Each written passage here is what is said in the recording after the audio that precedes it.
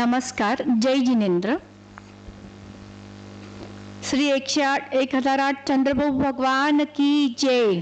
जय बोलो 24 तीर्थंकर भगवान की जय. परम पूज्य 20व्या शतकातील प्रथमाचार्य चरित्र चक्रवर्ती समाधी सम्राट 108 शांतीसागर महाराज की जय. परम पूज्य 108 आचार्य श्री पद्मनंदजी महाराज की जय. परम पूज्य स्वस्ति श्री लक्ष्मीसेन भट्टारक प्रथमाचार्य महास्वामीजी नमस्तु नमस्तु नमस्तु. परम पूज्य स्वस्ति श्री जिनसेन भट्टारक पट्टाचार्य महास्वामीजी नमस्तु नमस्तु नमस्तु. मम आराध्य परम पूज्य आरिका 105 चंद्रजिनसी माताजी की जय. समस्त मुनी संघ की जय. प्रतिमाधारी यांना वंदना. सर्व उपस्थित श्राविकांना जय जिनेंद्र. आज 27वे मराठी जैन साहित्य संमेलनानिमित्त फलटणमध्ये उपस्थित असलेले माननीय श्री प्राध्यापक D.A. पाटील चेअरमन, माननीय श्री डॉक्टर रावसाहेब पाटील सचिव, माननीय श्री संजय पाटील सहसचिव, माननीय श्री डॉक्टर सुषमा रोटे कोषाध्यक्ष, माननीय श्री डॉक्टर महावीर अकोळे, माननीय श्री प्राध्यापक डॉक्टर महावीर शास्त्री, माननीय श्री डॉक्टर B.D. खने, आजच्या सत्राचे अध्यक्ष माननीय सौ वृषाली मगदूम, माननीय सौ संगीता अतुल शहा, माननीय सौ शुक्ला अजित गांधी, सूत्रसंचालक माननीय श्री डॉक्टर सुधीर शास्त्री, माननीय श्री पापा पाटील, महाराष्ट्र जैन साहित्य परिषद कोल्हापूर आणि आयोजक समस्त दिगंबर जैन समाज फलटण तसेच सर्व कार्यकारी सदस्य, जैन साहित्यिक, विचारवंत, लेखक, कवी, बालकवी, श्रावक श्राविका, स्वाध्याय प्रेमी, लेखक, रसिक, वाचक, श्रोते यांचे चंदूकाका सराफ प्रायव्हेट लिमिटेड च्या संचालिका या नात्याने मी सौ नेहा किशोर शहा आपले सर्वांचे मनापासून स्वागत करते आणि साहित्य संमेलनाला खूप खूप शुभेच्छा देते. 27वे मराठी जैन साहित्य संमेलन हे आपल्या फलटण येथे होत आहे. खूप आनंदाची बाब आहे. फलटण शहर हे महाराष्ट्रातील नव्हे तर भारतातील अत्यंत महत्त्वाचे ऐतिहासिक केंद्र आहे, सांस्कृतिक केंद्र आहे आणि धार्मिक केंद्र आहे.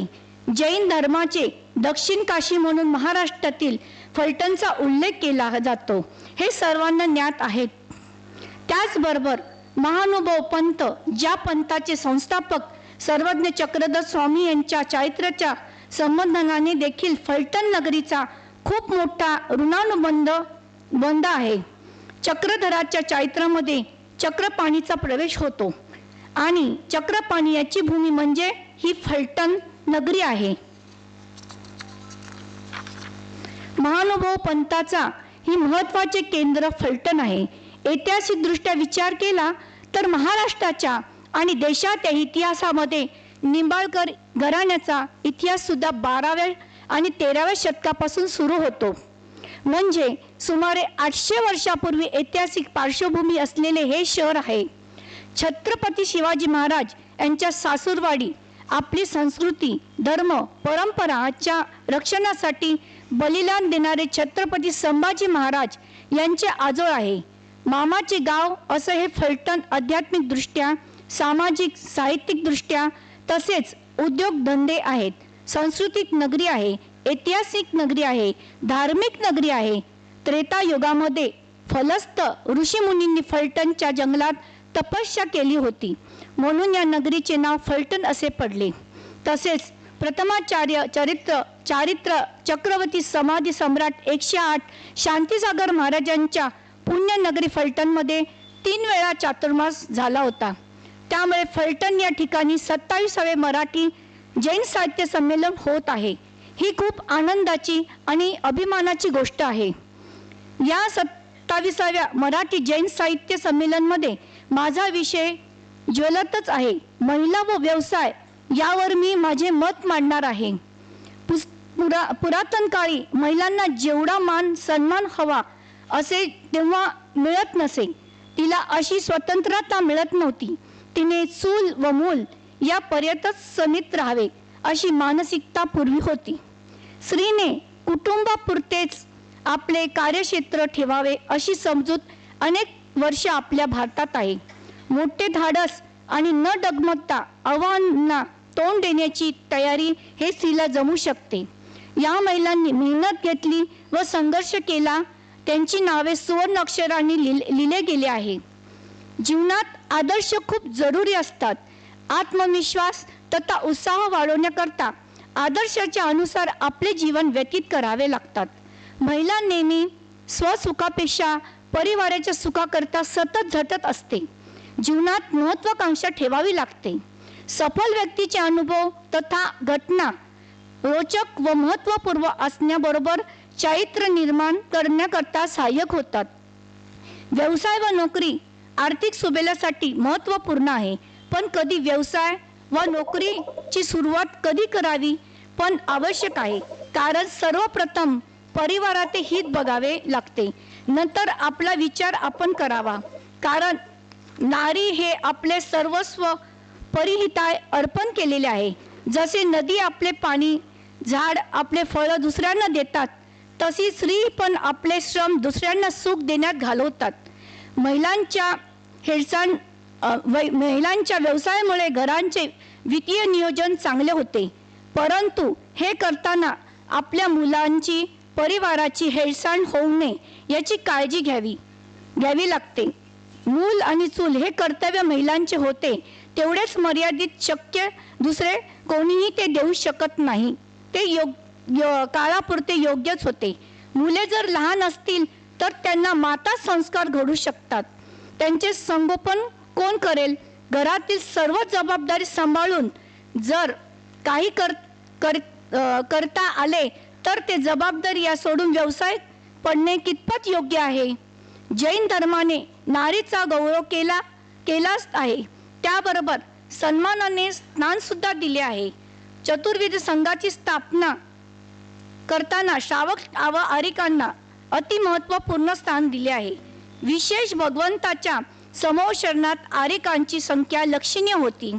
म्हणजेच महिलांनी पुरुषांप्रमाणे महिलांना सुद्धा संन्यास मार्ग पत्करला. नैतिकता व आध्यात्मिक स्वरूपामध्ये महिलांना केंद्रीय भूमिका दिली. प्रत्येक धार्मिक विधी स्त्री विना अधुरीच राहते. पूजन करते वा मंदिर शुद्धी अनेक विधी महिला व्यतिरिक्त होऊच शकत नाहीत. पंचकल्याणामध्ये इंद्रायणीशी कुमारिका आवश्यक असतात. विशेष म्हणजे साधूंच्या जर आहारदानात आपले स्थान महत्वपूर्ण असते. प्राचीन काळी सुद्धा द्रौपदी असो वा चंदना यांनी आहारदान देण्यातच आपले सौभाग्य मानले. अतिंबेसारख्या श्राविकाने जर दानाने तर सर्वांना आश्चर्यचकित केले. त्याबरोबर आपले नाव सुवर्ण अक्षरात लिहिले आहे. ब्राह्मी सुंदरीने शिक्षण घेतले, परंतु स्वतःच्या आत्मकल्याणाकरता कशितवान ऋषींनी आपल्या घोष नावाच्या कन्यांना शिक्षित केले. तसे मंत्रसूक्तची रचना केली. गार्गीने तर वैदिक साहित्यात उपनिषदांचे सुंदर असे विवेचन केले. मैत्रेयी सारख्या श्रेष्ठ चिंतन कीर्तीने समाजाला धार्मिकता प्रदान केली. अशा अनेक स्त्रियांनी धार्मिक साहित्याला अनमोल योगदान दिले. सीतेने आपली अग्निपरीक्षा पूर्ण करून मोक्षमार्ग पदाचा अवलंब केला. वनात व संकटात सुद्धा आपल्या पत्नी धर्माचे पालन करत रामाला पूर्ण सहयोग दिला. त्यामुळे सती म्हणून अजरामर झाली. जैन साहित्यामध्ये अशा प्रकारे अनेक उदाहरण आपल्याला मिळतात. म्हणजेच प्राचीन स्त्रियांना सुद्धा ज्ञान कौशल्य होते, परंतु त्यांनी त्याचा उपयोग स्व आत्मकल्याणाकरता केला. वर्तमानामध्ये व्यवसाय व नोकरी करणे प्राप्त नाहीच, परंतु संधी मिळाली तर करायला हरकत नाही. तर उद्या घरी जाऊन पतींना सांगा, नेहाबाबीने सांगितले, व्यापार करायला व घरात गृहयुद्ध छेडेल. आपण व्यवसायात कशा करता करावा याची अनेक कारणे आहेत, पण वेळेअभावी काही प्रमुख कारणे आपण येथे बघणार आहोत. सर्वप्रथम आपल्यामध्ये कर्तृत्वाचा, चारित्र्याचा व नेतृत्वाचा आदर्श निर्माण होतो. आपण बाहेर पडताना आपला पेहराव सुधारतो. आपल्या हाताखाली अनेक महिला पुरुष काम करतात, परंतु इथे विशेष लक्ष द्यावे लागेल की काम करताना सर्वांपासून सामाजिक दूरी राखणे आवश्यक आहे. आर्थिक स्वतंत्रता मिळते. आपण आपला खर्च भागवू शकतो. आपण जर बाहेर पडलो तर स्वतःची ओळख वेगळीच होते. निर्माण होते. सगळीकडे आपल्याला मान सन्मान मिळतो. व्यापार केला तर आत्मविश्वास वाढतो. याचा परिणाम धार्मिक कार्यात सहभाग वाढतो. समाजाच्या हिताकरता प्रयत्न करतो. कामात चलवचिकित्ता येते. घराच्या कामाचा समतोल साधता येतो. वैयक्तिक खर्चावर नियंत्रण येते. आपण धन जर कमावले तर खर्च करायला पण मन होत नाही. खरंच घरी राहणाऱ्या स्त्रिया शॉपिंग जास्त करतात. नवीन कौशल्य शिकण्याची संधी वाढते. आपले मन काहीतरी कामात गुंतले जाते. त्यामुळे वाईट विचार येत नाहीत. खाली दिमाग शैतान का घर. यामुळे घरात विवाद कमी होतात. घरात नेहमी शांतता राहते. परिवारातील काही निर्णय स्वतः घेऊ शकते. प्रत्येक कार्यात उत्साहाने भाग घेण्यासाठी क्षमता वाढते. धार्मिक कार्यात सहभाग वाढतो. सांस्कृतिक कार्यक्रमात भाग घेण्यास लाजत नाही. घरात व समाजात त्यांच्या विचारांची अनुमोदना व समर्थन करतात. महिला संघटन आवश्यक आहे. फलटणमध्ये महिलांचे संघटन खूप चांगले आहे. महाराज व त्यागी आले की सर्व महिला एकत्रित होतात. आराधना करता प्रतिदिन चौके खूप लागतात. प्रतिदिन 40-50 महिला स्वाध्याय करतात. काही महिला संघटन करून पाठशाळा चालवतात. महावीर जयंती निमित्त नृत्य, गायन, वादन इत्यादी अनेक कार्यक्रम मोठ्या संख्येने करतात. आचार्य श्री शांतीसागर महाराजांच्या पुण्यतिथी निमित्त नाटक, पोवाडा, गायन आदी कार्यक्रम मोठ्या उत्साहाने साजरे करतात. प्रत्येक दशशन पर्वामध्ये अनेक श्राविका संघटित असल्यामुळे 10 उपवास करण्याची संख्या खूप असते. संघटन असल्याने व्यक्तिमत्वाचा विकास होतो. हेच कारण आहे की फलटण नगरीतील महिलांनी दिशा धारण केल्या. खूप महिला व्रताचे पालन करतात. काही तर प्रतिमा पालन करतात. विशेष म्हणजे महाराष्ट्रात समाधी मरण जर कोणत्या नगरात जास्त असतील तर त्या नगराचे नाव आहे काशी नगरी फलटण. हे माझे म्हणणे नाही तर इतिहासच सांगतो. संघटन केल्यामुळे तणाव कमी होतो. तणाव कमी झाला की आपोआप स्पर्धा व तिरस्कार कमी होतो. अन्य स्थानी खूप स्पर्धा बघायला मिळते. कारण मी व्यवसायानिमित्त त्यागीच्या दर्शनात जाते तेव्हा स्पर्धा बघायला मिळतात. परंतु फलटणमध्ये दृष्टी मात्र सुद्धा हे दिसत नाही. संघटनामुळे आपणा सर्वांना मानसिक शांती मिळते.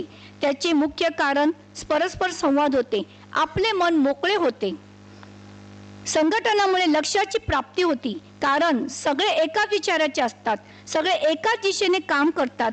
एकाच मार्गाचा अवलंब करतात. त्यामुळे तर अनेक वर्षापासून स्वाध्याय अनेक महिला करतात. अष्टानिका पर्वात सिद्धचक्र विधान करतात. समाज व परिवार संस्कारित बनतो. फलटण नगरात 8 वर्षापासून तर 80 वर्षापर्यंत मुलगी व स्त्री एकाच पूजन थाळीत पूजन करतात. हे दृश्य अन्यत्र दृष्टीगत होत नाही. हे दृश्य चतुर्थ काळातील वाटते. कारण चतुर्थ काळात सामूहिक विधान व पूजन करत होत्या. फलटण नगर संस्कारित होण्याचे कारण संघटनच हेच आहे. स्वपर दोन्हीही प्रति महिला जागरूक होतात. पाप करायला घाबरतात. कारण सर्वांना पापाविषयी माहिती मिळेल. प्रत्येक जीव मोठ्या मान सन्मानातच करतात. जागरूकता समाजात व परिवारात निर्माण होते. महाराष्ट्रातील धार्मिक कार्यक्रम करता जागरूक समाज फलटण नगरीतील आहे. कारण महिला संघटित आहेत. महिलांनी व्यवसाय करावा की नाही हा प्रश्न मानव पटलावर पुन्हा येतो. मैना सुंदरी व चेलना असो व द्रौपदी व त्रिशला, ब्राह्मी सुंदरी, अंजना इत्यादी अनेक स्त्रिया या सुद्धा युद्ध इतिहासात प्रसिद्ध झाल्या. परंतु व्यवसायाने नाही तर आपल्या कार्याने, धार्मिक कार्यामुळे, व्रत नियम पालनामुळे आपले सुद्धा व्यवसायाबरोबर आत्मिक लक्ष असले पाहिजे. जसे मोक्षासाठी व्रत पालन केल्याने मोक्ष मिळो व न मिळो स्वर्ग जरूर मिळतो. व्यापार व नोकरी करून सुद्धा आपले ध्येय मोक्ष असावे. धार्मिक नियम संचनाचे पालन करावे. समाधी मरण करणे होईल त्याकरता काय करावे लागते याची तयारी व समाधानी मरण करावे. या संमेलनाच्या निमित्ताने मी आज येथे एक गोष्ट नमूद करू इच्छिते की माझे आजळ सासरे स्वर्गीय श्री श्रीमान शेठ चंदूलाल ज्योतिचंद शहा 20व्या शतकातील प्रथमाचार्य, चरित्र चक्रवर्ती, समाधी सम्राट, श्री 108 आचार्य शांतीसागर महाराज यांचे संगपती आणि परमभक्त होते. माझे सासरे स्वर्गीय श्रीमान श्री जिंदत्त चंदूलाल शाह यांच्या अथक प्रयत्नातून स्थापन केलेली चंदूकाका सराफ 1827 पासून महाराष्ट्रातील एक प्रसिद्ध सुवर्ण पेढी आहे. परंपरा, शुद्धता, विश्वास, पारदर्शकता आणि नाविन्य या 5 तत्वाच्या भक्कम पायावर उभे असलेले, ग्राहकांशी असलेले प्रेमळ संबंध, त्यामुळे निर्माण होणारा अढळ विश्वास हे आमच्या यशाचे वैशिष्ट्य आहे. आज आमच्या सुवर्ण पेढीच्या 18 शाखा कार्यरत आहेत. आज या ठिकाणी फलटण या ऐतिहासिक नगरीमध्ये, धार्मिक नगरीमध्ये, सांस्कृतिक नगरीमध्ये 27व्या मराठी जैन संमेलन निमित्ताने आपण सर्व एकत्र आलात. या निमित्ताने मला आजची जैन श्री या विषयावर बोलण्याची संधी दिली त्याबद्दल मी सर्वांचे आभारी आहे. धन्यवाद. जय जिनेंद्र. या निमित्ताने मी एक अभंग प्रस्तुत करत आहे.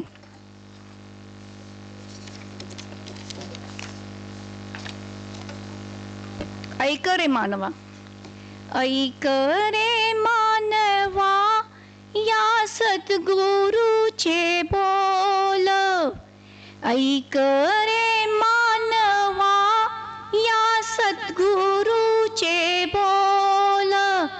तू घालवू नको वाया हा जन्म तुझा अनमोल. तू घालवू नको वाया हा जन्म तुझा अनमोल. नको पाहू वेड्या पोथी पुराण, व्यर्थ आहे सारे प्रभू नामवीन. कळे ना गुरुविना हा अर्थ आहे खोल. तू घालवू नको वाया हा धर्म तुझा अनमोल. झाल्या कलयुगी बहुभक्ती वाटा, गुरुविना आहे जगती मार्ग तुझा खोटा. झाल्या कलयुगी बहुभक्ती वाटा, गुरुविना आहे जगती मार्ग तुझा खोटा. अशा वाटेवरुनी चाल संभाळून तोल. तू घालू नको वाया हा जन्म तुझा अनमोल. ऐक रे मानवा, या सद्गुरूचे बोल. तू घालू नको वाया हा जन्म तुझा अनमोल. नित्य नेम कर तू पूजा नियरेच्या, स्वाध्याय करुनी कर तू चर्चा. नित्य नेम कर तू पूजा नियरेच्या, स्वाध्याय करुनी कर तू चर्चा. मोक्ष मार्गानेतील हे जिनवानीचे बोल. तू घालू नको वाया हा जन्म तुझा अनमोल. ऐक रे मानवा, या सद्गुरूचे बोल. तू घालू नको वाया हा जन्म तुझा अनमोल. तू घालू नको वाया हा जन्म तुझा अनमोल.